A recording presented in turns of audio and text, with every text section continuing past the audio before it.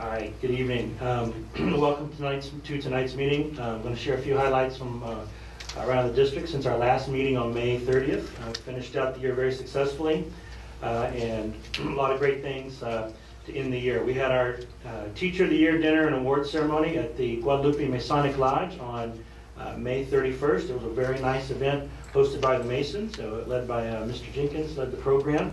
Very appreciative of the Guadalupe Lodge Masons for rewarding our teachers with a really nice meal and great hospitality. It was a fun evening. Seguin High School graduation was at Matador Stadium on June 3rd. The weather held out for us. I think I'm going to attribute that to Mr. Holt and his legions of prayers that made that happen. So we appreciate that. Over 450 folks walked the stage. It was a great evening. I'd like to thank Mr. Escobar and his high school staff for putting on a great event, planning well, and Ms. Budenagel did a great job, and your counselors just making that happen. And I also want to thank our maintenance department. They do a lot of work leading up to that, making sure the stage is ready to go, making sure the alternate site is ready to go, and tearing down the stage afterwards and make sure that place is cleaned up. And so we appreciate our maintenance staff for all their extra hours and extra time.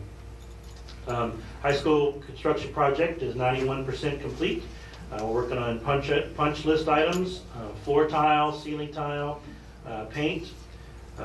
We had the removal of the 1986 30-year sesquicentennial time capsule and plaque that has moved from the old high school outside the old library into a new place. And we thank Mr. Heidemeyer for coming and being a part of that ceremony.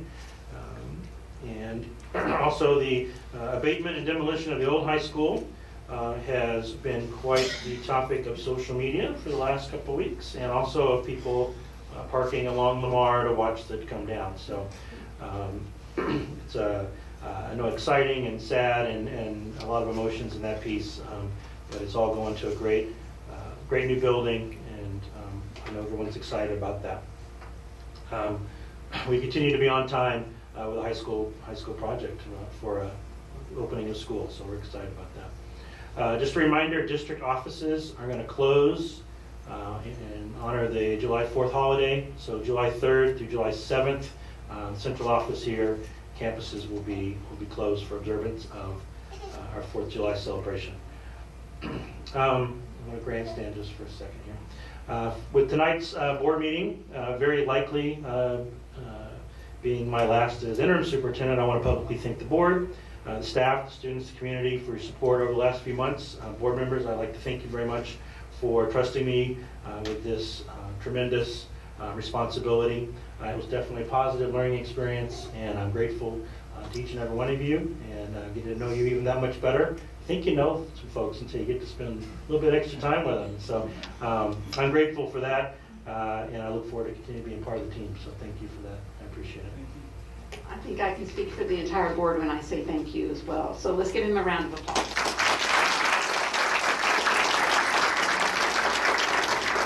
You got a few more gray hairs than you did a couple months ago.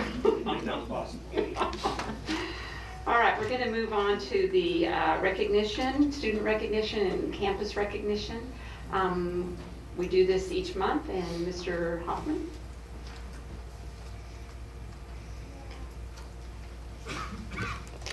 Thank you, board members, Interim Superintendent Lewis. Tonight it's a pleasure once again to recognize some of our students and staff. I will turn it over to Mr. Escobar at this time. I think he's got a couple student groups, or one student group he'd like to recognize, and a longtime BPA sponsor who does a wonderful job. He's going to recognize her tonight as well. So without further ado, Mr. Escobar.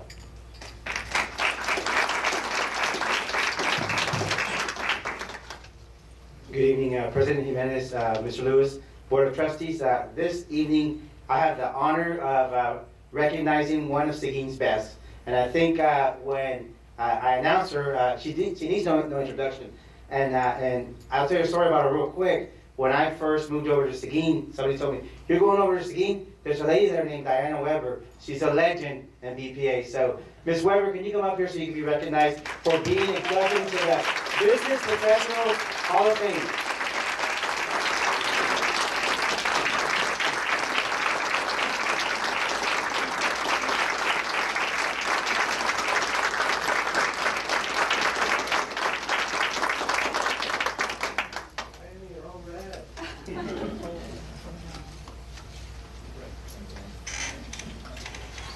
if you don't mind, I will read what this says. Very, very important. 2017 Hall of Famer Diana Weber. Diana is a product of Business Professionals of America. She grew up with it, she lives it, and it's something that is part of her and who she has become. She looks forward to growing the Business Professionals of America and giving back the support and leadership that the organization has given her throughout her life. Very important. Congratulations, Ms. Weber. We are very, very proud of you, and I am honored to call you colleague.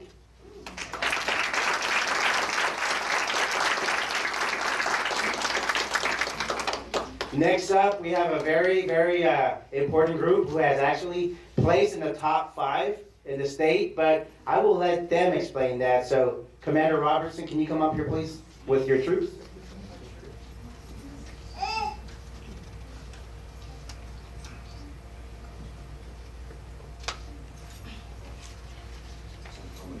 Yes, sir. I was not prepared for this, but I'll go from the hip. Good afternoon, board members. So what I have behind me are just a small group of our students, the Corps Cadets over Seguin High School.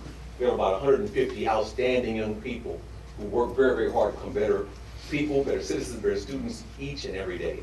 And we had the very fortunate time to be recognized this year as a distinguished unit, ranked in the top 5 in the entire state of Texas, and that's a big state. And that came along with academic honors. So because of individuals like this, we have a bright outlook on our future, our communities, and it gives me a wonderful thing to do every day after work. So thank you for the honor to be an instructor with these teachers, with these young students, and it's all about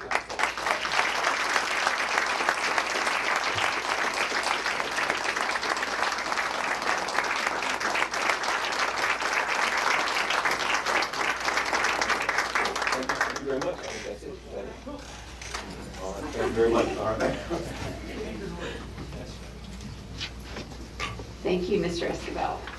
We have one more, if it's okay. Yeah. So next, this has become somewhat of a tradition in the summer. Project-based learning is a big part of what we do in the summer with a lot of our students.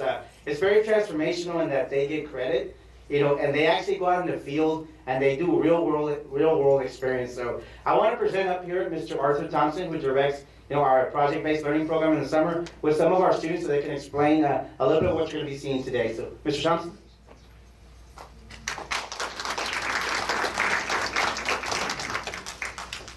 Good evening, ladies and gentlemen.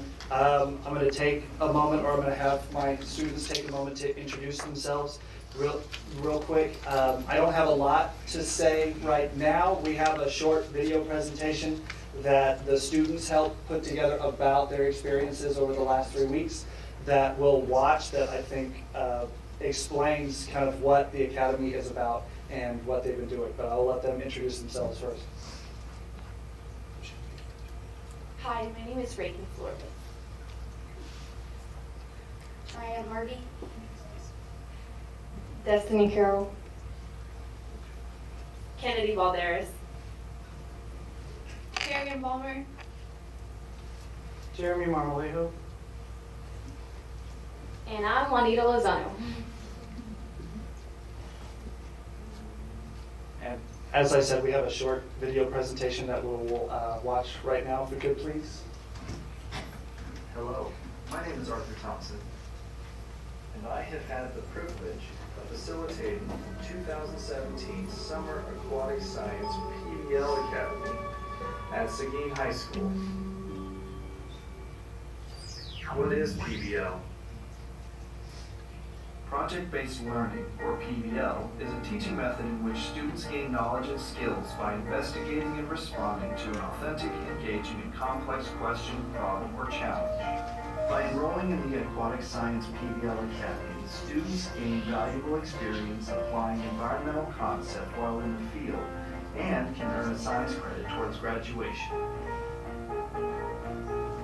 So what did we do this summer? Using the knowledge we gained about aquatic science and the environment, we attempted to answer the following question. How does the land around our waterways affect the quality of our water?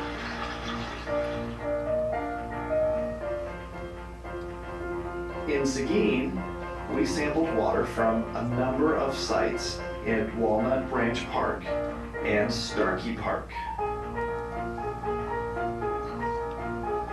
In In New Braunfels, we sampled water from multiple locations in Landa Park and at the city tube chute. And in San Marcos, we visited the Meadow Center for Water and the Environment and City Park. We also visited the Seguin Outdoor Learning Center, Walnut Branch Wastewater Treatment Plant, and the Canyon Lake Gorge. At each site, we measured several water quality indicators, made observations about the land around our sites, and attempted to draw conclusions based on the data that we collected. The students then created short videos about their assigned sites and findings, which we will now watch and enjoy.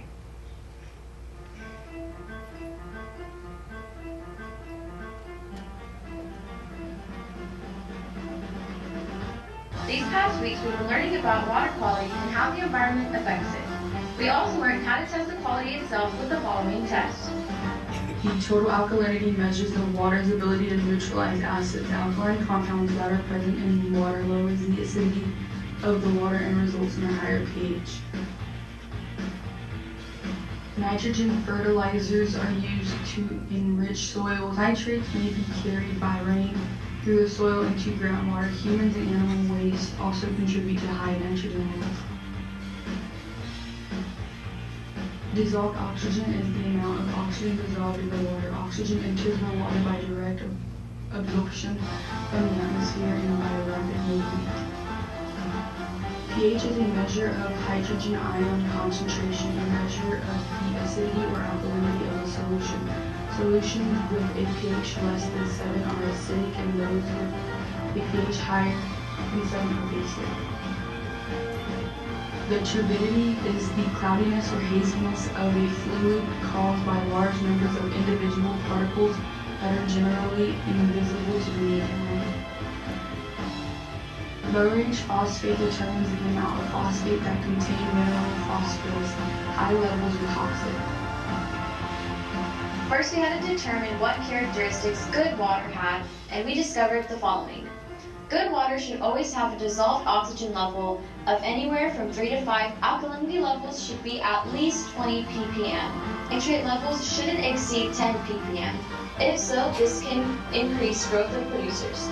Phosphate levels should be more than 0.1 milligram per liter. Drinking water should have a turbidity of 5 JTU or less.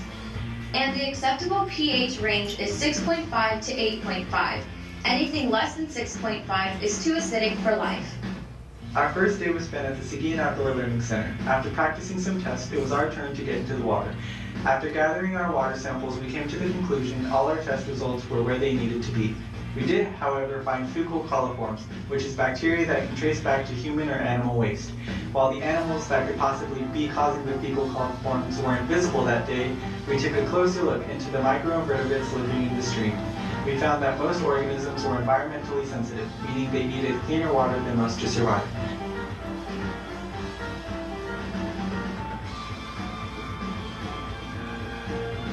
Our next stop was Seguin's Walnut Springs Park. We decided to take 3 water samples since different parts of the creek had different factors that influenced our results. Our first sample was surrounded by mud and plants, so our test results came out normally. But due to the fact that there was a lot of mud, this caused our turbidity levels to be higher than most. Our next sample came from directly underneath the small waterfall lake area. After gathering samples and testing, we discovered that the dissolved oxygen level was higher than most due to the bubbling caused by the waterfall. The bubbles formed also created more oxygen, which could be stressful to animals living near it. Our last sample came from a still area further down the creek. This water was mostly surrounded by rocks versus the still water surrounded by mud. After collecting our sample water and getting our test results, we found that the test results were within good water guidelines, except the high levels of nitrate nitrogen. This high level can increase producer growth and could have been the result of a fertilizer being used around the area. When looking at the organisms in the creek, we found that most of the creatures weren't as environmentally sensitive as the organisms from the Outdoor Learning Center, but still wouldn't be able to survive in over-polluted waters.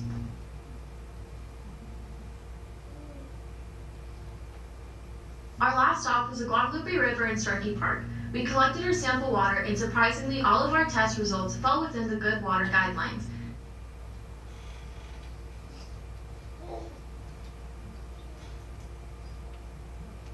After sampling the waters of Seguin, most of our water test results came back normal, but different factors such as how fast the water was running, where it was sitting, and the animals surrounding the area made each sample different. It made sense when fecal coliform were found at the Outdoor Learning Center due to the wildlife, and it made sense water surrounded by mud was far dirtier than water surrounded by rocks. Overall, the water in Seguin is safe, but we wouldn't recommend drinking it straight from the river. Welcome to Landa Park. Landa Park was established in 1898. Our first stop was at Landa Park's waiting pool before the park had opened. The pH was 7.0, the dissolved oxygen was 5.6 ppm, the alkalinity was 276 ppm, the nitrate was 2 ppm, the phosphate was 0.2 ppm. Their turbidity was 0 JTU. We also tested for coliforms in the water, and it came up positive. The reason why there could be coliforms in the water is because of animals, the ducks and geese that are so close to the water and they get in and just go to the bathroom. While we were still at Landa Park, we waited until a little while after the kids had been playing in the water. We continued to take another water sample. Quality at Landa Park's waiting pool before opening was a much better quality than after the waiting pool was opened. The kids who had been playing in the water stirred it up, causing more bacteria. We found that there is actually fecal bacteria in the water, but there's not enough for people to get sick once they're swimming in it.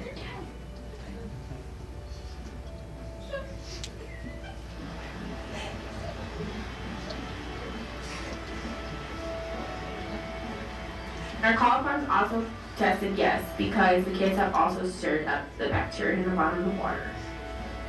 Last stop was by the paddle boats. The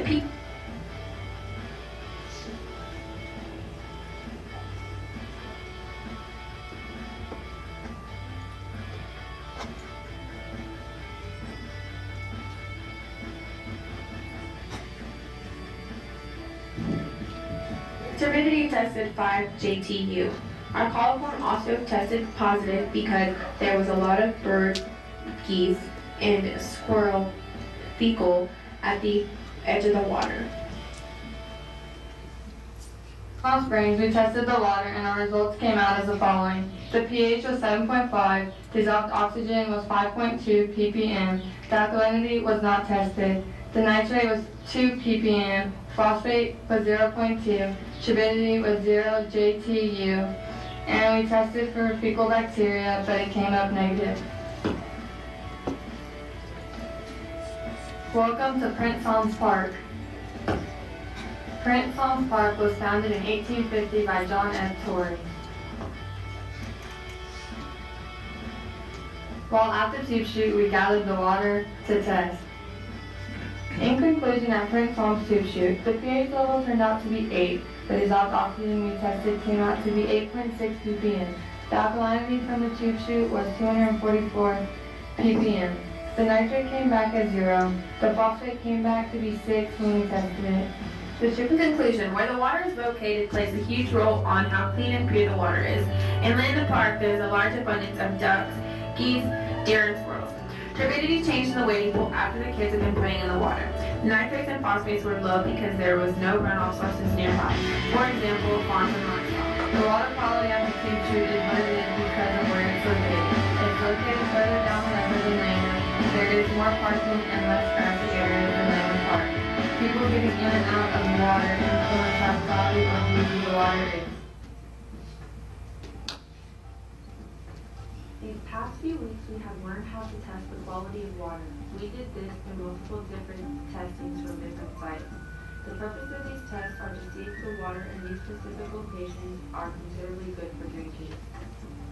The average test results to indicate good water quality should be a pH level of 6.5 to 8.5, a dissolved oxygen level of 3 to 5 ppm, a nitrate level of 10 ppm or less, a turbidity of 5 JTU or less, a low-range phosphate of 0.1 ppm. Anything lower or higher isn't good, and an alkalinity level of at least 20 ppm. Turbidity is the cloudiness of haziness of a fluid caused by large numbers of individual particles that are generally invisible to the naked eye and similar to smoke in the air. Nitrate, the chemical test used to determine the presence of nitrate ion in a solution. pH determines if substance is acid or alkaline. Low-range phosphate. Inorganic compounds containing phosphorus used in fertilizers and in detergent. Phosphate are a major source of water pollution. Dissolved oxygen, the amount of oxygen dissolved in the water. Alkalinity, a measure of how much acid it can neutralize. Alkalinity acts as a buffer protecting the water and its life forms from sudden shifts in pH. Our first location was Meadow Lake at Texas State. The test results came back good except for low-range phosphate, which was a little too high. This number could lead to an overgrowth of producers or invasive species. The macroinvertebrates we found have a good indication of good quality water despite the high levels of phosphorus. We also tested for fecal coliforms at both locations, both coming back positive. This is most likely due to the animal life around the areas. At Meadow Lake, we saw abundance of turtles and birds. City Park is a public area which people often bring their pets to cool off. This could be the source of fecal coliforms along with other creatures.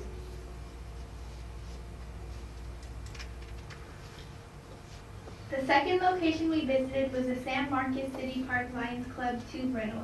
Here we found a spike in dissolved oxygen and low-range phosphate. This is most likely due to the amount of bubbles created from people splashing around and having fun. But other than those two, the tests were where they needed to be. The macroinvertebrates here also indicated good water quality. In conclusion, we found that our locations were considerably good water. This is surprising for the city park due to the high amount of human and animal activity, but not as surprising for Meadow Lake.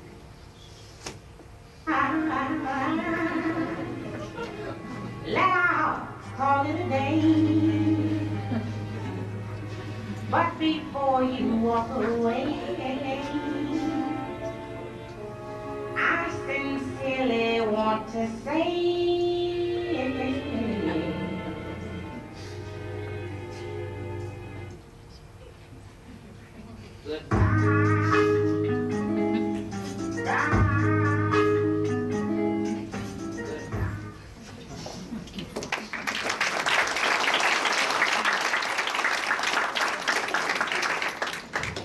Thank you all so much, Mr. Thompson and your students. I have to tell all of you, I had the pleasure of walking them through the gorge. We spent about 5 very long, hot hours there, and everybody survived. Did I give you all a sticker that said I survived the gorge? Okay, good. All right, good.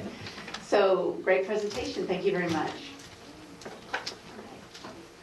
All right, moving on in the agenda, we're going to now move to the audience with the board. Each month, we designate a time for audience participation at the beginning of the meeting to hear persons who want to make comments in accordance with board policy BED local. Those wishing to speak shall sign up before the meeting begins, stating the concern and noting the agenda item which they wish to address. Audience participation is limited to 5 minutes. Audience of more than 5 persons shall appoint a representative, and the board shall not deliberate any subject that is not on the posted agenda. So we do have a couple of people who would like to visit with us this evening.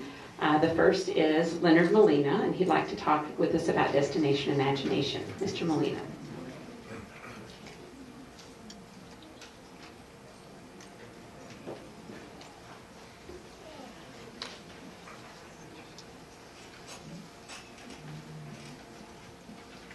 Seguin ISD School Board President Ms. Jimenez, Seguin ISD Superintendent Mr. Lewis, distinguished school board members, greetings. Ronaldo Molina, Jr., 360 Hollow Plain, Seguin, Texas. Seguin ISD Destination Imagination teams were part of you. You competed globally against the students of 17 foreign countries and did extremely well. You not only represent Seguin ISD, the city of Seguin, the state of Texas, you represented the United States of America, for it is assumed that the Destination Imagination Complex, you were not known as the Destination Imagination team from Seguin, Texas. I'm sure that you were represented as the Destination Imagination team from the United States of America. As you have made us proud, and as you have made us known to the rest of the world, it seems only proper that we make you known to the vast majority of the citizens of this city who know very little or nothing about you, nor the Destination Imagination program, or the impact that it can have in the future. It seems that it can be done by having you participate in one of the major cities, major parades of this city, which hopefully would have been the 4th of July parade. I'm from the barrio. I was born and raised in the barrio. And I deal with the vast majority of the people from the barrio every day, and he knows it. And I will speak from the barrio point of view. As I stated, very few of our citizens, the vast majority of our citizens, know very little about the Destination Imagination teams, the program, and the impact it can have in the future of our world and this country. The citizens of this barrio, the citizens of the barrio come from these main barrios. El barrio del Río, el barrio de la Rana, el barrio del Dipo, el barrio del Apache, el barrio de la Garrapata, el barrio de la Juana, el barrio de la Feria, el barrio de Casiano, which is now known as Chili Town, el barrio de la Spring Hill, el barrio de la Brica, el barrio del Molino, and I don't know there's explaining so much the other barrios that I don't know nothing about. As I stated, the citizens of this, and this, I dare say, constitute about 52% of the population of this city. And I dare say that 55% of the citizens, of the students from these barrios come to school at this school district. As we stated, this program is a wonderful program. But because all of us know that the students from this mindset will be tomorrow's scientists, nuclear physicists. They will find a way to cure cancer. They will find a way to combat the future academics that will predict in the future. They'll be our lawyers, our chemists, our biologists. So my fellow educators and my brothers and sisters, I hope that in the future we'll let this students and this program made known to the rest of this community, because they have worked, they have earned it. I used to participate in a Destination Imagination team. I mean, not what did they call it? Odyssey of the Mind.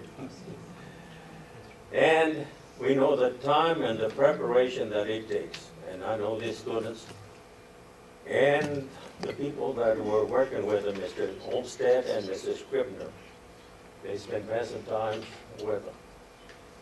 So, as I said, as we all know, I not what I said, the students of this mindset will be the leaders of tomorrow's future.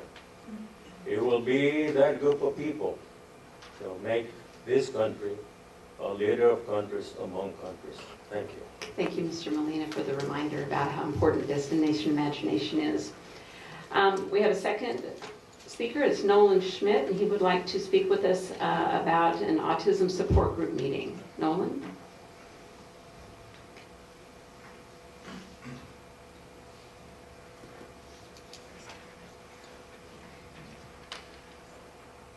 President Jimenez, Superintendent Lewis, and Board of Trustees. My name is Nolan Schmidt. I was asked by the president, the Seguin Autism Support Group, Christina Barden, to invite you all to a meeting this Friday at Chupacabra Java.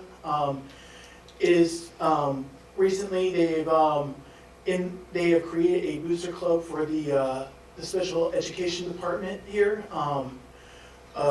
Currently, they want to try to help put in more funds for the program. Sorry, this is my first time speaking up here. I'm a little bit nervous. Pretty much for the event, it will be held at noon, and there will be free drinks, and we're also collecting box tops and Tyson, Tyson labels to help with funding. And the event is pretty much open for the public, so anyone can come to help out with the event and everything else. Thank you for letting me speak on behalf and everything else. Thank you, Nolan. I appreciate the invitation. Noon on Friday. All right. Okay, moving on. Do I have any requests to change the order of the agenda?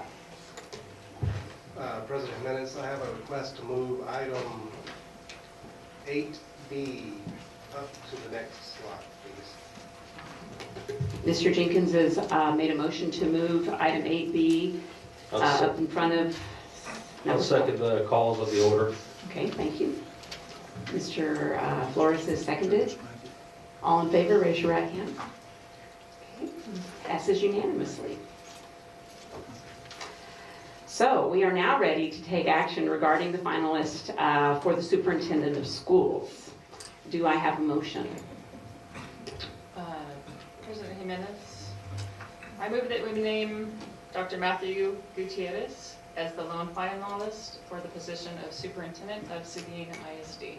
All right, Ms. Reel has moved that we appoint Dr. Matthew Gutierrez as the lone finalist for the superintendent of Seguin ISD. Do I hear a second? I'll second. A second from Mr. Jenkins. All in favor, please raise your right hand. Okay, motion carries unanimously. So we are very pleased to congratulate Dr. Gutierrez, and we invite him to come up now and speak to the citizens of the Seguin that have joined us here tonight.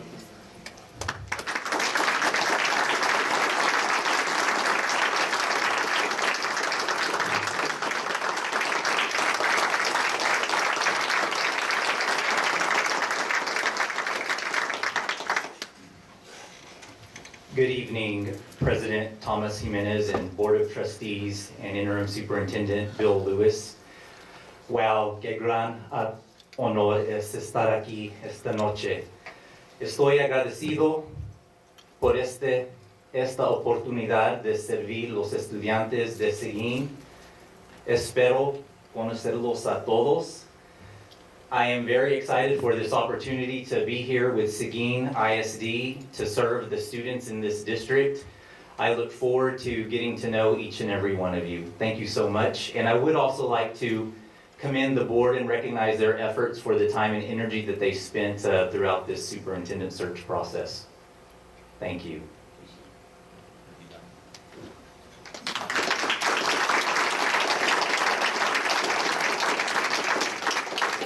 Sure that Mr. Hoffman has put out a press release, so okay, for those of you who are interested, you'll see that probably in the paper tomorrow morning and hear about it on the radio. So I'm wondering if we need a motion to take a short recess. Anybody like to make that motion? No? Moving on? Okay, moving on to our consent agenda items. So we'd like to take these items that are under the agenda. We have the consent agenda. We have the approval of board minutes from the regular meeting, May 30th, the special board meeting on June 6th, June 12th, June 13th, June 14th, and then a budget workshop on June 19th. Also, we have the approval of tax collection reports for May 2017 and the approval of proposed budget amendments and financial statements for May 2017. Would anybody like to remove one of those for discussion? Make a motion for approval from the consent agenda items as listed. All right, Mr. Flores has made a motion to approve them as listed. Do I hear a second? Second from Mr. Amador. Any discussion? Okay, all in favor, please raise your right hand. Motion approves unanimously. All right, moving on to our reports and information. We have an overview of the Seguin ISD school survey, which was conducted by K-12 Insight. Ms. Whitman.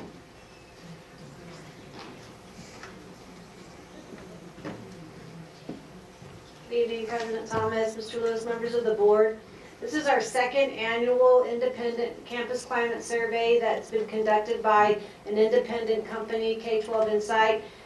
They were charged with providing a comprehensive campus survey for each elementary and secondary campus within the district, focusing on certain areas. I'm super impressed with this company. They deal solely with statistics and survey analysis and then recommendations. And we have a representative tonight that will give you the brief overview. What's great about this year is we have data to compare to from last year. So we are excited to have Dr. Shelby McIntosh, if she can join us. She is the Vice President of Research with K-12 Insight, and she will guide us through what the overview looks like and what their professional analysis looks like, as well as their recommendations. So without further ado, Shelby. Good evening, members of the board. It's a pleasure to be here with you again this year. As Ms. Whitman said, we do have 2 years of data to go over with you this evening, but I'm going to keep this high level in the interest of your time, and I'm happy to answer any questions at the end whenever we get through the report. Do I have a clicker up there? This is, here you go. He's got it. Great.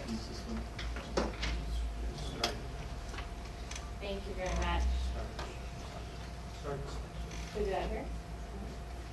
We'll start. Oh, okay, thank you. Just a couple of points here about the project while we get it going here. We did conduct the survey the same time of the year that we did the prior year. And just like in the prior year, we administered the survey to staff this year. So we'll show you some of that information compared to last year, and then, like I said, I'm happy to answer any questions at the end. There we go. You can see the dates here, May 15th to 29th to the 29th, which were the days that the survey was open this year. You can see also the topic areas, which, as Ms. Whitman said, are the same areas as last year. We asked about overall school quality, academic support, student support, school leadership, family engagement, and safety and behavior. Participants were informed about the survey through both letters and emails. They were invited to take the survey through an email invitation, and each of those emails had individual links that could only be used one time. We also reminded those that had not yet taken the survey to be sure to take it before it closed, and you can see the 3 days there that we sent out those reminders, including the day up, to let them know that it was going to close. A few notes here about the results. We always do census surveying, meaning we want anyone who would like to participate in the survey to take the survey rather than just drawing a sample.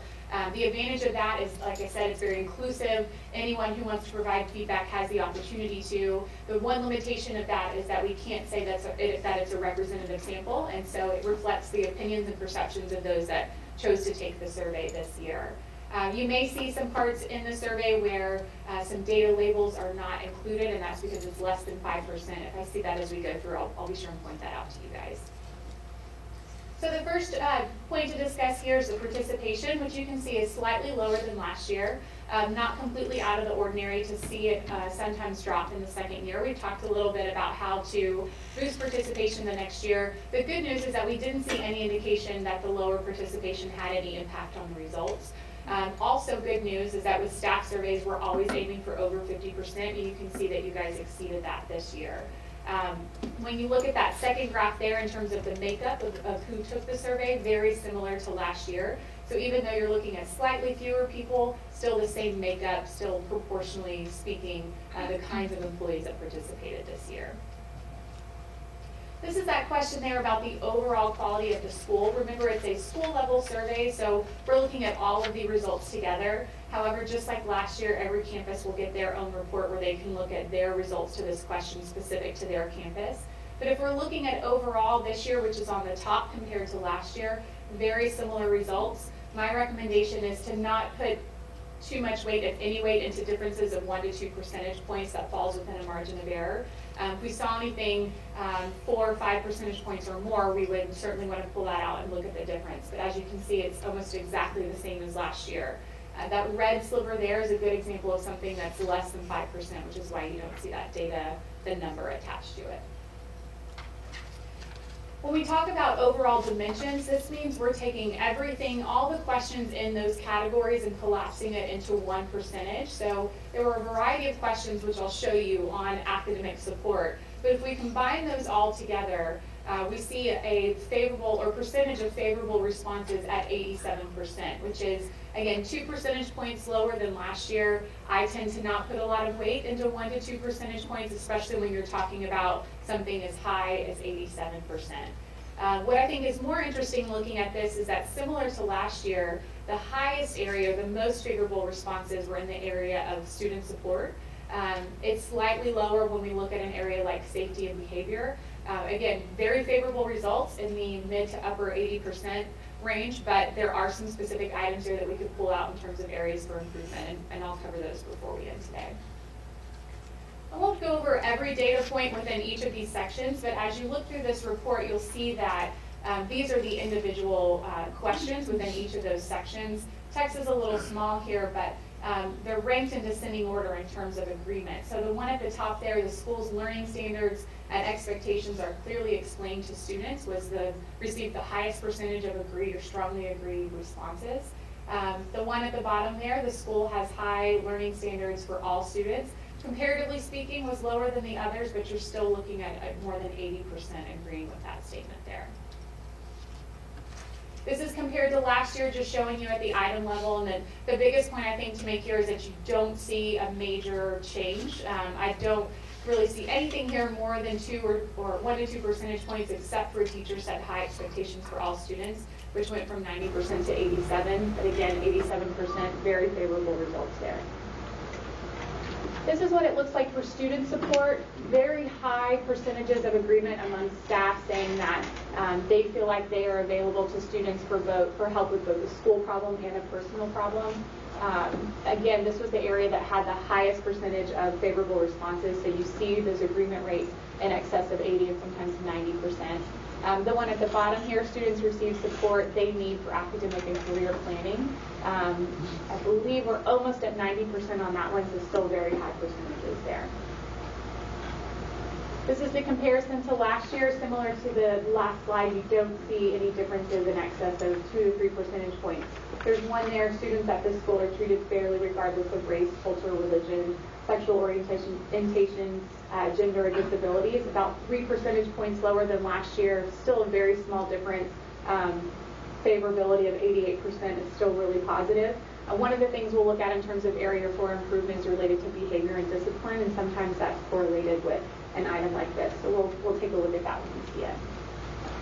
School leadership, these are obviously questions about the specific leaders at each campus. Things like, are they available to me whenever I have a question or a concern? Are they responsive to me?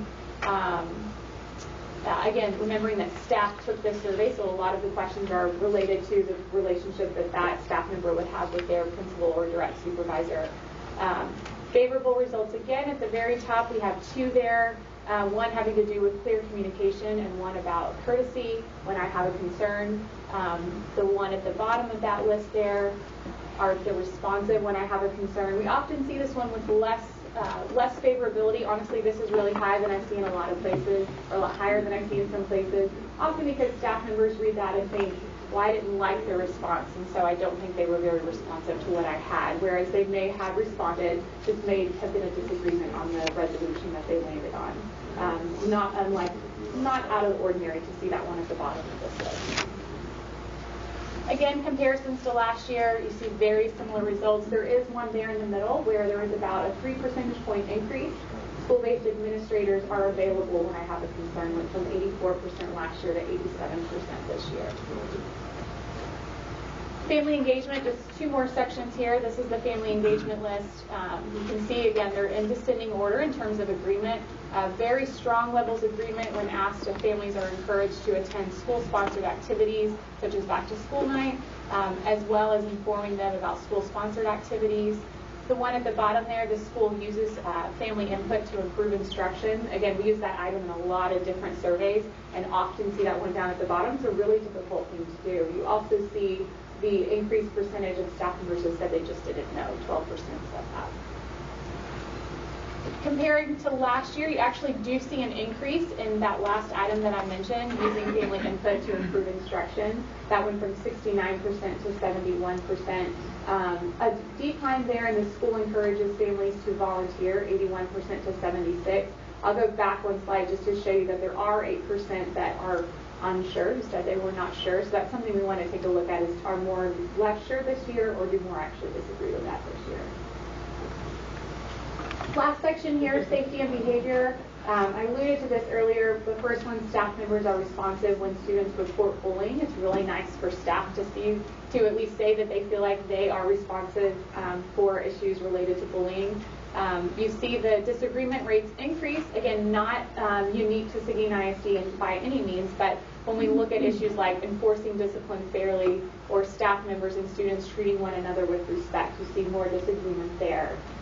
Which I mentioned in the beginning, this is one of the areas that had lower levels of agreement, and it really comes down to those two topic areas there. Looking at comparisons, very similar to the other areas, you don't see a lot of major differences over the 2 years. You may see some decreases of 1 to 2 percentage points. We see one there that is 3 percentage points. All students are aware of the safety and security procedures, but again, 85%, very strong favorability. So the last thing I'll show you here, we always like to pull out what we see as the highest ranking indicators based on those that had the highest level of agreement, as well as the lowest ranking indicators, just the opposite of that, those that had the highest levels or highest percentages of disagreement. As I mentioned in the beginning, there are two items relative to student support that receive very high levels of agreement, 95% for both of those.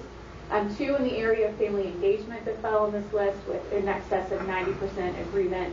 And then staff members being responsive when students report bullying, 92% agreed with that. So again, highest ranking indicators here, areas that your staff are telling you they feel like are the strengths.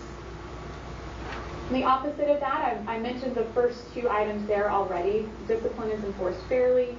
Staff members and students treat one another with respect. I can't say this is true for Seguin, but often when we do focus groups with staff around discipline being enforced fairly, when they disagree with that, it's often because they feel like they may try to enforce discipline a different way than maybe their administrator or a different teacher would. That's usually the inconsistency that they refer to. May or may not be the case here. Staff members and students treat another one with respect, 23% disagreed with that. You can see there are a couple there at the bottom that had 16% disagreement. Again, we're splitting hairs here because that's still a pretty small percentage, but if we want to identify some areas for improvement, those are the ones we put on the list just because of the level of disagreement from staff. The last thing we do, as Ms. Whitman said, we pull out some key findings, just some high-level takeaways, and that's what we've listed here. I mentioned this at the front of the presentation, but a large majority rating a large majority of campus-based staff who took the survey rated the overall quality of their school as excellent or good, 81% when we're looking at all schools together. The overall dimension rates were the highest on topics related to student support. We've identified the three there that had the highest levels of agreement. Participating staff continue to report concerns about aspects of safety and behavior. Higher percentages disagreed with that discipline is enforced fairly and that staff members and students treat one another with respect. There was an open-ended question at the end where we asked for any other feedback, and that last bullet you see there is summarizing some of the feedback we noticed when we read through all those responses, which we did provide as an addendum to this report. There were lots of really positive comments left about their experience this school year as a staff member. About a third of the staff included praise for their school that they're at or staff that they work with at that school. For those that left comments regarding to needs for improvement, most of them were on suggestions to increase support and consistency regarding student discipline. So that's in line with some of the data that we saw in the survey. I feel like I went through this really quickly, so I'm happy to answer any questions that you guys have. Are there any questions from the board? Yeah, Okay, Mr. Holman. I did notice a decrease in the comments from last year compared to this year. Do you think there's any relative contributors to that? Yeah, typically there are two things. One is the time of year. It's a really tough time of year. In fact, I believe that's one of our recommendations and ideas for next year when if we want to compile year 3 data is to move it up earlier in the year. It's end of May is a really tough time for staff members to take some time out to provide something like this. The lower number of comments really clued me into that, because that's usually what you see drop off first. They'll click through all the answers, but when it comes to providing comments, that's where they'll cut off their time. The second thing is needing to feel like this feedback's being used for something. I know we had some really thoughtful conversations. In fact, I remember being here last year and some interesting conversation among you all about this information, but we're not always very good about providing that information or closing the loop with those who took the survey, especially that this is at the very end of the year. A whole summer goes by. We're not thinking about this when school starts again, but that is a really good time to say, this is what we heard, this is what we're using it for, and certainly whenever we do the survey again next year to let them know what the information was used for so they feel like the feedback is valued. Thank you. You're welcome. I have a question. What is your overall impression putting all of this together when you come up away with? Yeah, it's really positive. Really high scores in terms of, we are just looking at staff. Sometimes it's hard to know without also asking parents and students how the staff perceptions relate to or compare to those other groups. I certainly, if you guys are ever interested in opening it up, that often can provide a lot more context. Sometimes we see very wide gaps between staff perceptions and student perceptions, for example. Sometimes we don't. We see really close alignment, which is always a really positive thing to see. But if we're focusing just on staff here, I think you've got some really pleased and satisfied staff members. In fact, usually when I see percentage rates this high, it means that only like 10 to 15% of the staff took the survey. But to see the participation above 50% and still see really high levels of favorability, very positive results across the board. Thank you. You're welcome. If there are no other questions, thank you so much. Thank you. Thank you very much. Moving on to item 6, action items. First one is on TEA instructional materials adoption. Dr. Gordo, and I believe also Mr. Esquivel and Ms. Pape. Yes. Hi, good afternoon, Ms. Menes, members of the board, Mr. Lewis. Yes, today I'm just here to introduce, really just facilitate the presentation by Mr. Esquivel and Ms. Pape. Good evening. There's a short PowerPoint, so if you don't mind.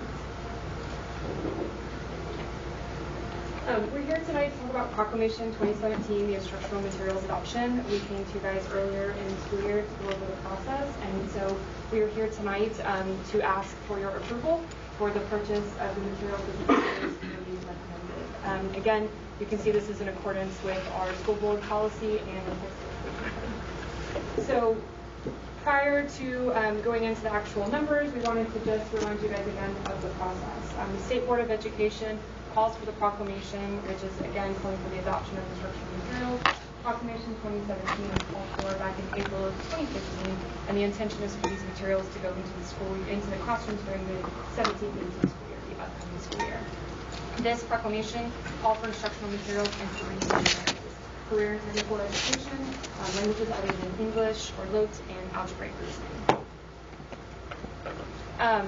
Sorry, Tony, I think you and I are both doing it. There we go. Again, I'll stop. Just a process. We do have committees. These recommendations are made by teacher committees. There is a steering committee that exists at the district level that includes district level and campus level representatives, again, just to kind of keep a guidance on the process. But the teacher committees were selected by the principals, and the teacher committees met and reviewed the available projects. We did have a publishers showcase that was held here in Seguin in February. We were really excited to bring the publishers into Seguin. It was open to the public and any teachers who were interested in coming. And our teacher committees met. They met with the publishers. They saw short presentations. They were actually able to look at the books and ask questions. It was a really good event. Again, the teacher committees reviewed materials. We have a rubric that we use as a district, which goes through some very specific questions for them to consider for the materials, and their final recommendations were made. This slide gives you an overview of the final recommendations in the three main areas. And you can see the groups and the different types of resource, including both print and online materials, and the amounts. I believe you also have a spreadsheet that breaks it down more specifically by course within those three areas. Any questions about the amounts or anything that's been presented thus far? As you know, the IMA is adopted by the state, and it comes forth to the district, and then we utilize those funds to be able to purchase these materials for CTE, and they actually had foreign languages as well this year, and it's listed under load. So, any questions? I'm curious, how long, what is the life of these materials? Good question. Proclamations last 8 years is what they're supposed to. Sometimes with the cycles, they do, the state doesn't do them in the 8-year cycles. Like with social studies, it was over 10 years. With languages other than English, it's been over 10 years. But what we adopt with the publishers is an 8-year cycle. So the numbers that you see there are for 8-year adoption. So that is a total amount that will cover those 8 years. We don't have to pay that every year. It includes the whole cycle of the 8-year adoption. Any other questions? No questions? All right, thank you. Do I hear a motion? Second. We have a motion from Mr. Holt and a second from Mr. Flores to adopt the instructional materials as outlined in the instructional materials adoption list. Any discussion? All right, all in favor, raise your right hand. Opposed, same sign. Okay, unanimous. All right, moving on to item B, approval of paid meal price increase for 2017-18. Mr. Hilbert.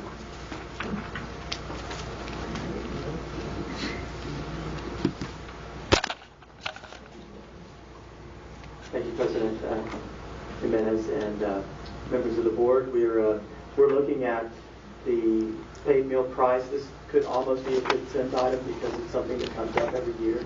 It is, of course, normal business. The federal funding for meal pricing is established a little bit later in the year. We don't have those meal prices yet. So you have to do your calculation each year based on the prior year's participation and the prior year's reimbursement rates. There's really no way around that. But there are stipulations that mandate how you do the calculation. And so I've tried to spell that out in the rationale. You can see that if you look at your weighted average cost for the various types of meals, that the weighted average is based on the participation of those different types of meals. You take that weighted average, and that's the price that you are supposed to try to approach as close as you can on your paid meals. And so when you do that calculation, you can see in the second section here, the second grid, if you will, where that calculation is performed. And in greater detail, it's in one of the exhibits, actually the second exhibit, showing you how the weighted measurements were attained. So when you apply that back out to the various types of meals, you can see that there are increases that will be necessary in order for the district to approach what we're required to approach. And then when the reimbursement rates come back at sometime during the course of this year, we'll have to reanalyze this, but the meal prices won't be changed until the subsequent year. So that's kind of the chronological order of the calculation. Do we have any questions? Mr. Holt? No, I just was going to move to accept the current meal price increase. I have a motion. Do I have a second? Second. Ms. Reel has seconded. Any discussion? All right. All in favor, raise your right hand. Opposed, same sign. It's unanimous again. Thank you. All right, moving on to item C, approval of the purchase of Apex Learning licenses renewal. Ms. Page.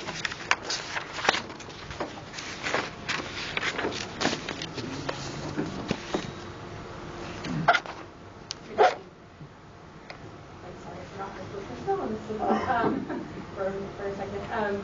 We are asking tonight that the Board of Trustees consider the purchase for the licensing for Apex. Apex is an online program that we use for online curriculum. It is utilized at our high school, at MBLC, at Burgess, and also at UBC. It's used in our credit recovery programs, and it also is used by students for earning original credit courses in an online format. We are currently in a multi-year contract with Apex.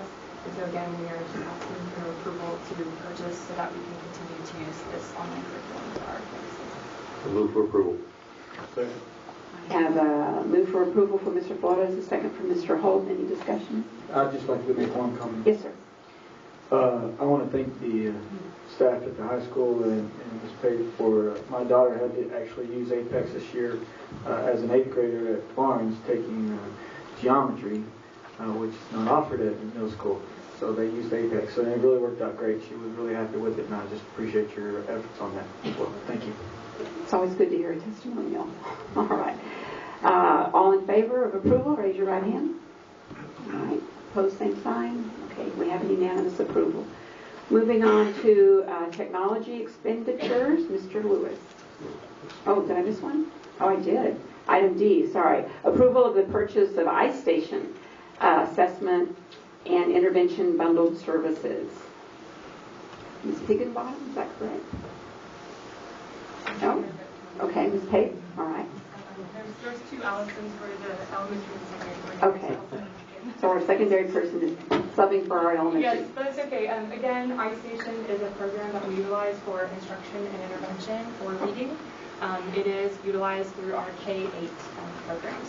It is something that traditionally is funded by the state through the Student Success Initiative, but until we get the information from the state regarding that funding, we ask for your approval for that so that we can continue to utilize this. All right, thank you. So moved. I have a motion from Mr. Holt. Do I hear a second? Second from Mr. Amador. Any more discussion? Yes, it states on the resolution that they're going to be, the funds are going to come from IMA. Is that still, because you made a That is somewhat, correct. Yeah, the funds are allotted through the instructional materials law, but that is correct. Okay. I know there has been some communication from the state. It's regarding the state legislature when they determined the funding for the Student Success Initiative. Again, about 2 years ago, we were in the same situation, and the funding from the state did ultimately come through. So we paid for the iStation licenses, and they then reimbursed us once the funding came through. So we'll be in the same situation. I know there was very recently some information that we'll follow up on about possible funding. So yes, that is correct. We'll have it in the IMA funds budgeted, but there's a very good chance that it will be reimbursed us. And we will do that. thank you. All right, if there's no further discussion, we have a motion and second. All in favor, raise your right hand. Opposed, same sign. Unanimous. All right. Now, moving on to item E, technology expenditures. Mr. Lewis.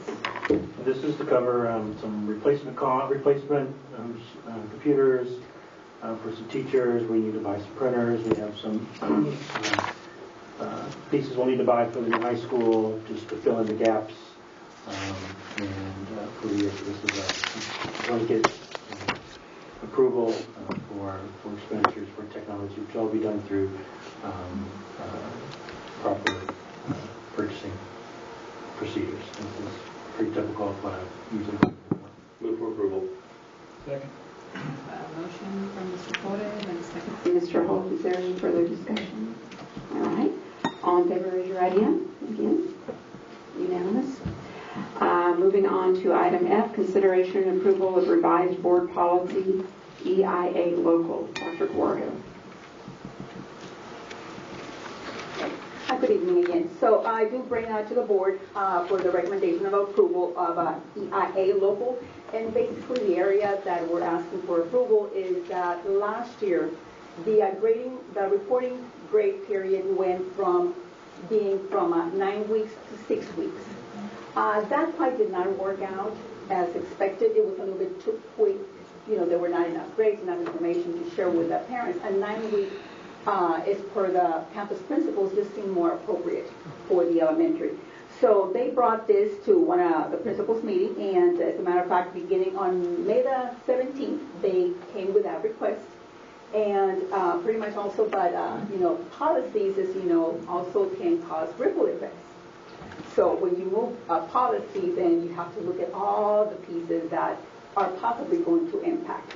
So we put together a timeline, and one of the first items there that had to be addressed was that it needed to be taken to their faculty.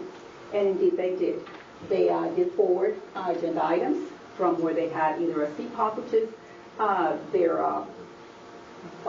campus improvement plan per se committee, and then also either or in a faculty meeting.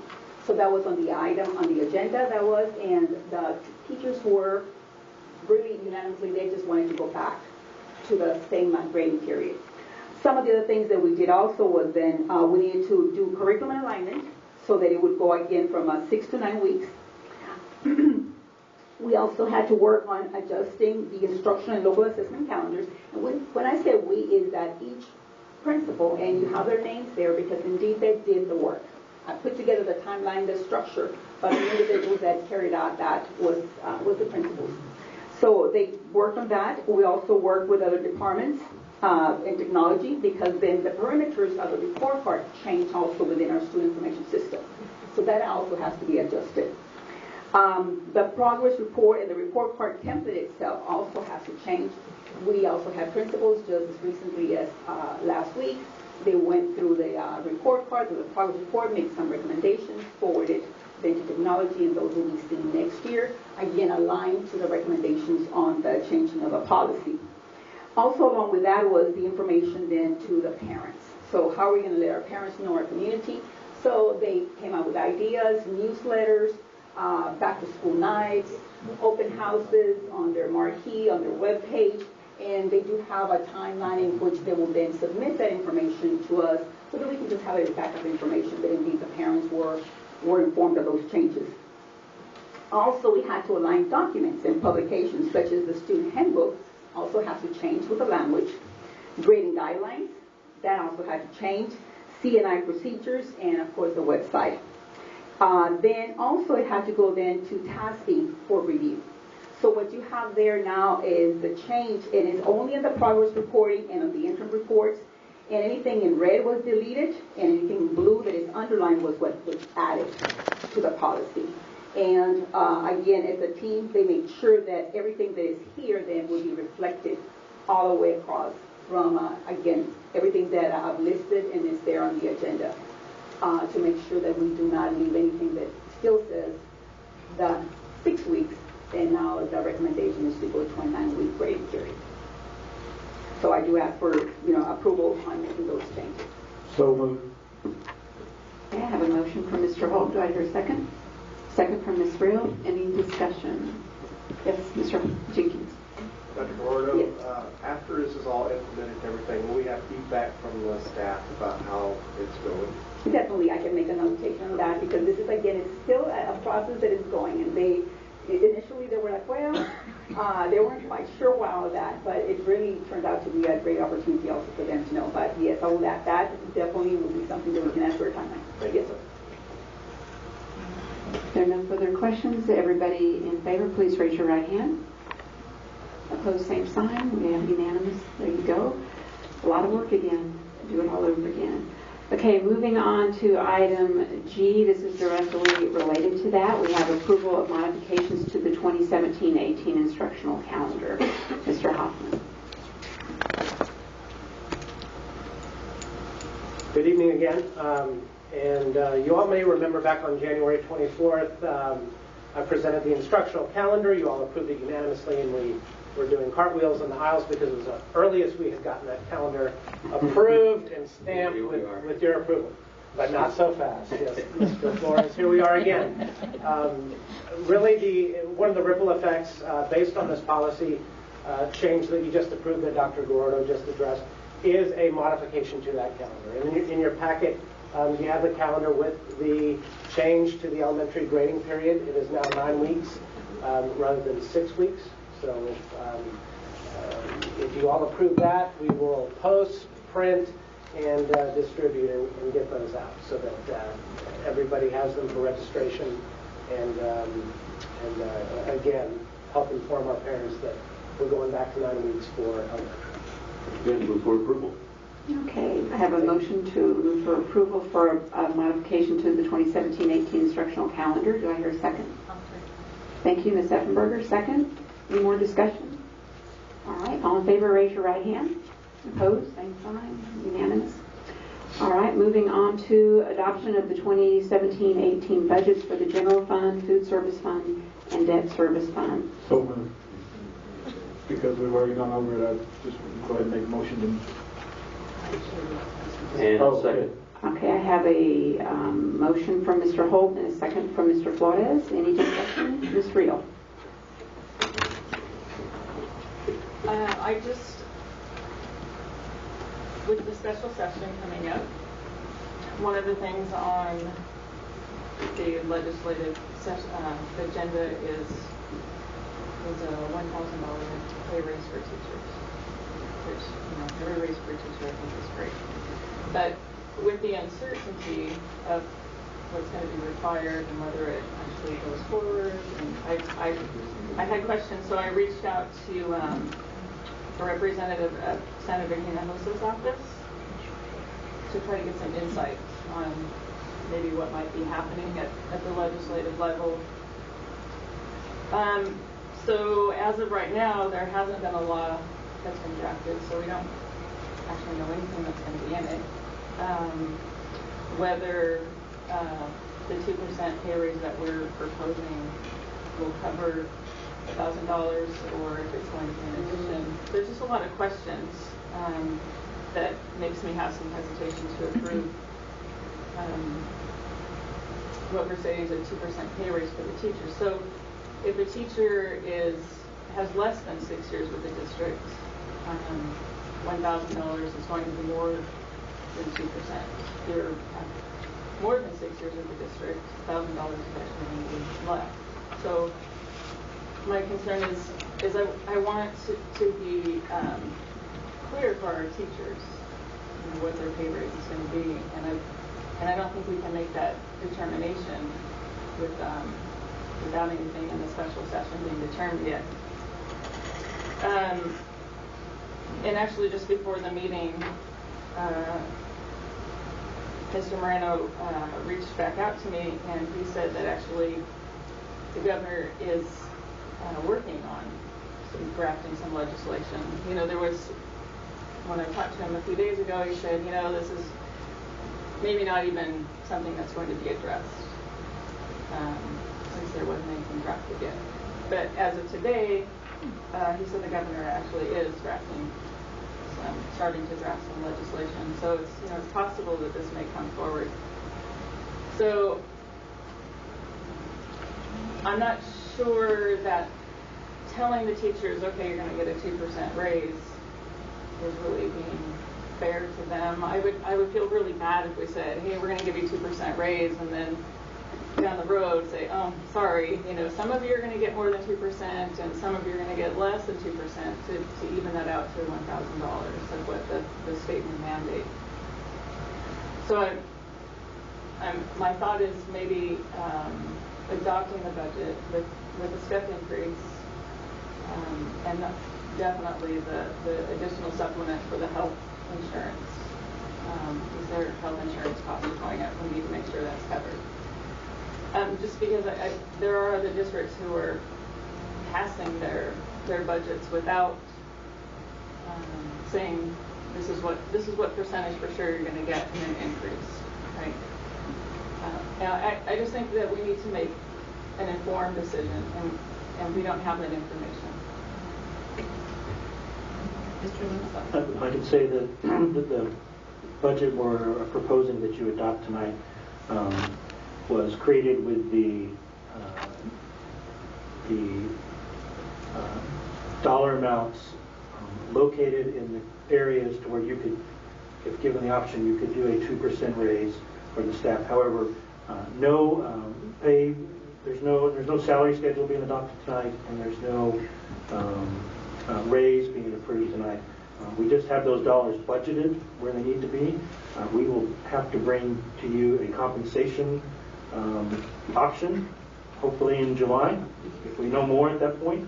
And we are watching it very closely to make sure if that possibility of that $1,000 does come up or is mandated. If we're getting close, we'll kind of know at that point. We'll make sure language is reflected at that point to correctly, as we should know closer. So tonight, it's just the allocation of dollars. There's no approval or guarantee of any raise. It's just allocated, so the option is there if you so choose to. But at that point, you can adopt a step, a 0.5%, a 1%, a 1.5%, a 2%. You could tell us to do a 5% if you wanted to. I'll let the new guy figure that one out. I was going to say, doesn't that come after the new guy starts, right? So by adopting the budget tonight, you're just adopting the allocation of the funds to those areas, but there's no raise or those were just the considerations that we used when making the budgets. We just allocated 2%. That was just one of our criteria when putting the functions together and the dollar amounts in those functions. So if we need to make something more clear that there's no salaries being or raise being adopted tonight, again, we're just adopting the allocation of the dollars into those functions. And then next month we'll have to do an official compensation manual and pay scales. And I do believe we also always have a board workshop along with that to go over that prior to actually adopting or the salary compensation. Is that correct, Dr. Duckwood? Usually, right? Yeah. There wasn't another date to do that this month, so. All right. I hope that reassures your questions. Well, I guess, yeah. I mean that helps some. I just, I just want to make sure that the teachers aren't looking at this and saying, oh, we're going to get a 2% raise, and then finding out later, oh, sorry, we have to backtrack on that. And last year they had to wait for a really long time before they found out what they were going to be getting in salary. Yeah, because the TRE changed that timeline somewhat last year on salaries. So. Yeah, I just want to make sure we're clear to our teachers, and I myself would feel more comfortable if we, could wait on some of that until after the special session. We'll bring it to you in July, and we'll have a better understanding. I think the session starts July 18th, so we got to know. It's a 30-day session, but at that point we ought to know if it's on the agenda or has been in committee or there's something there. And there could also be school finance reform, which we thought was a good chance coming in May, and then it fell on its face, and there was nothing. So there's a lot of things that could happen. In a perfect world, we'd have all those answers before our next board meeting. But, all right. So the recommendation at hand is that the Board of Trustees adopt the 2017-18 proposed budget for the General Fund, Food Service Fund, Debt Service Fund. I have a motion and a second. Just one more thing. More discussions? Okay. On the QZAP, if this is the appropriate time to discuss the QZAP. I think you brought up a really good point. One more point of discussion? We're dealing with the adoption. That comes, wouldn't that come under item I? Agenda I. All right, thank you, Tina. Okay. All right. All in favor, please raise your right hand. Opposed, same sign. Okay. Unanimous approval of the budget.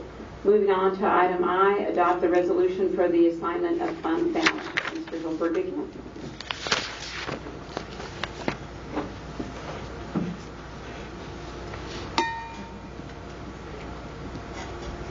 So I hope that, I think it was in the public meeting, seems so long ago, but I tried to explain the process and the logic behind assigning fund balance for the QZAP payment. Happy to go over it again if you feel that's necessary, but or answer questions that you might have. Before we open it up, we need to make a motion, so I'll make a motion for approval. Second. I have a motion from Mr. Flores, a second from Mr. Holt. Open for discussion. Ms. Reel? I just had a question, Tony, on On the line item for the 16-17 budget deficit, it says the video scoreboard shows $1,350,000. It was actually 1.18 minus 126,000. Would that be adjusted? The original budget, what you're looking at is the budget that was originally adopted or amended for the 1.35 million. That was originally approved, and then subsequent events brought down what was actually spent against that budget. But we never exceeded the budget that was approved, so there was no reason to adjust the budget. And we weren't exceeding what was truly approved to pay the 1.18 million. So if something goes down, you don't when the next amended budget comes out, it doesn't reflect a lower amount? Usually if you're going to move budget money, it's going to be from one place to another place of necessity. There was no additional place of necessity for those dollars because those dollars were actually, as is the case with the QZAB payment, should this resolution be passed, it was a fund balance allocation. So the only way that you could technically have bought that budget down, if you will, would be to do a budget amendment back into fund balance. You don't typically do budget amendments back into fund balance. Those are left to the audit and the audit firm. They typically like to do those types of adjustments and bring those to the audit committee. This is my thought that it for transparency reasons, for when the public is looking at that, that they could see that this was what was budgeted, but this is what it actually cost. Well, I believe that is reflected. The actual cost is in the next column. So you're seeing... Well, I'm just looking down at the bottom. Not everybody can, it took me a while to figure out how to read that table. There's a lot there, I agree. So I'm just looking at the bottom. Any further discussion? Okay, the recommendation is that the Board of Trustees adopt the resolution for the assignment of fund balance as presented. All in favor, please raise your right hand. Opposed, same sign. All right, unanimous. And moving on to item 8, personnel action for professional employees. Ms. Whitman.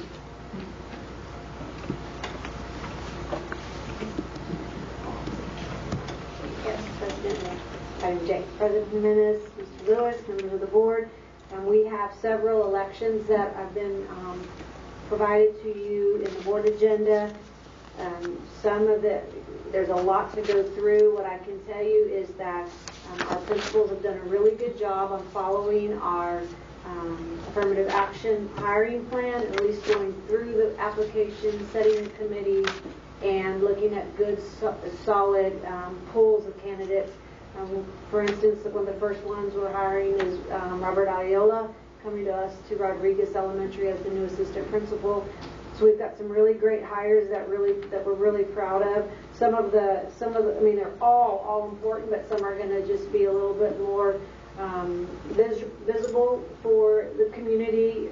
For instance, a new dance teacher, Chelsea Bodie's coming to us with about, I think, 10 years experience. She's from Marion, and I think was in tears when we offered her the position, and has already been here, is already working. Just sat through the dance summer camp and is really excited to be a part of that. We have a new choir teacher at Barnes Middle School. Michael Bade will be the choir teacher there. We have a new head girls basketball coach, Ricardo Fernandez, will be taking Molly's position as head girl basketball coach. Some really strong, we people steal from us, but we steal back. We have brought some really strong science teachers in. I've dissected some of the breakdown. We have 3 or 4 already coming in with their master's degree. Many have years of experience. So very few with 0, but the few that we have in were student teachers of ours. And I know one student teacher that took a long-term sub last year for the spring, and we hired as a long-term sub, had the highest biology scores.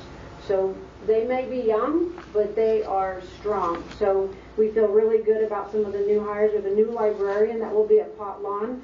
That's Blakely Smith, the new instructional coach at Jefferson. Another one in tears. We still heard from Judson. Her principal, I think, was also in tears. They just didn't have a promotional spot for her at the time. We did. She went to Jefferson, drove the community, walked the community with Miss White. They talked about the school and what the needs are. She's got a very, very strong literacy background. So she was even in a semi-truck accident on the way to her interview. That's just scary enough. But I called her and she said when she was hit, she was fine, but she called Mrs. White because she didn't want to miss out on the interview before she called her husband or the insurance company. So that was her first call, was to Mrs. White. And she was fine, thank goodness. And that is not deterring her from driving 46, so she is really excited. We have a new ag teacher, and the new name is Kelso, hence Chief Kelso.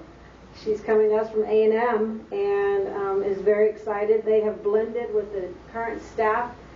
It's like we haven't missed a beat, like they've been a team member for years. So they are already planning and super excited. Carrie Mueller has been a certified teacher for years and then chose to take care of some family concerns and was an attendance clerk at Weiner for years and years and years, probably one of our strongest attendance clerks, and now is ready to get back in the classroom. She said, I don't know what I'm thinking, but she's really excited.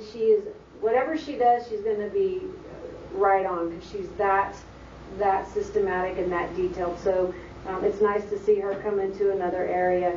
So anyway, if there's any questions about some of the new hires, they don't come to you unless they're completely certified. Even if they're probationary, like if they're working through an alternative education program, they're hireable, they need certification.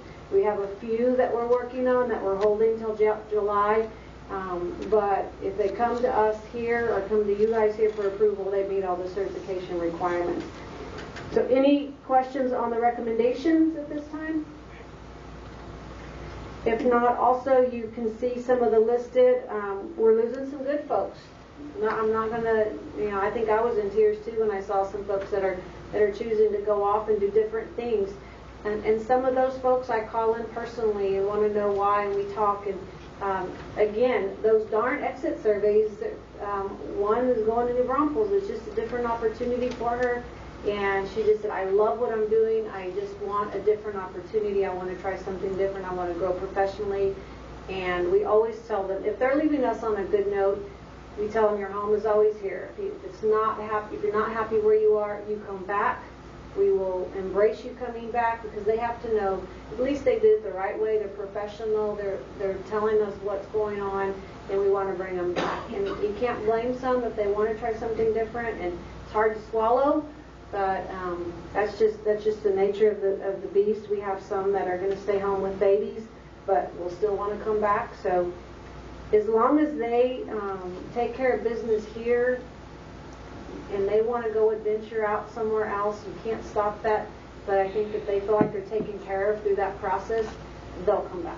And I feel very confident with that. So if there's any other questions with the resignations, just let me know.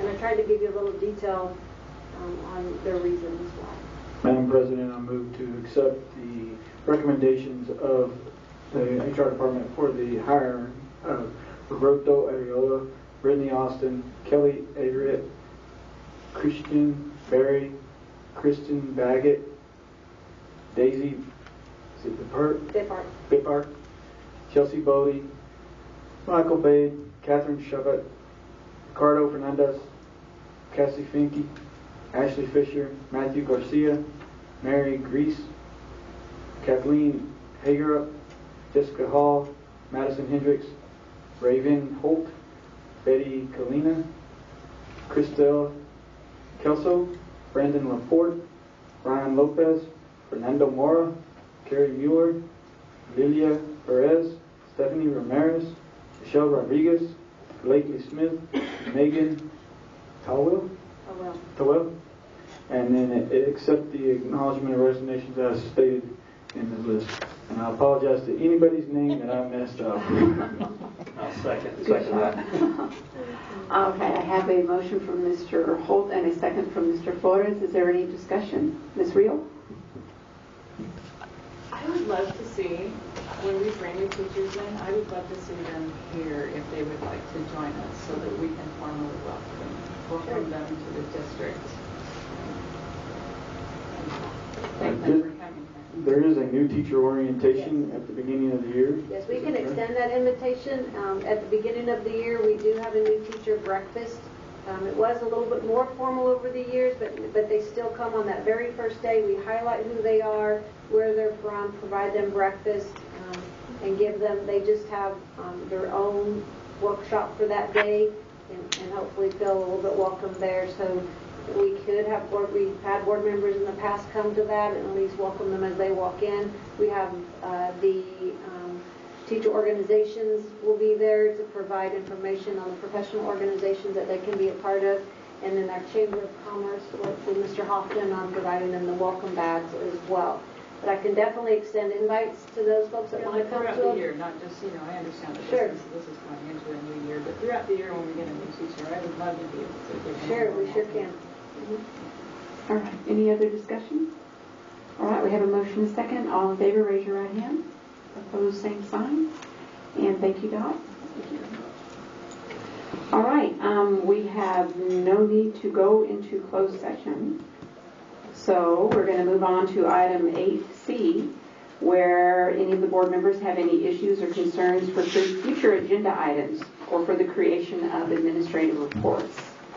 Do any of the board members have anything they'd like to bring forward?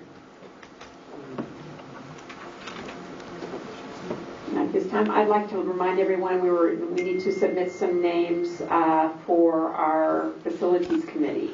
So if you could forward those names to Ms. Nancy Ramirez, I'd appreciate it. I'd have to look back to see what we discussed. I think we discussed 3 per district. Does anybody remember? I've got a pretty bad memory. I tell you what, we'll put it in an email to everyone with a reminder. Okay, all right. We did determine a number. We just made the note that we needed to have one. All right. I think we needed to discuss that further, and maybe we can do that at a workshop. In future workshop. All right. And then our new superintendent will be a part of that. I agree. All right, if there's no further discussion, then do I hear a motion to adjourn? So moved from Mr. Holt, a second from Mr. Amador. All in favor, raise your right hand. And we are adjourning at 8:04 p.m. Thank you.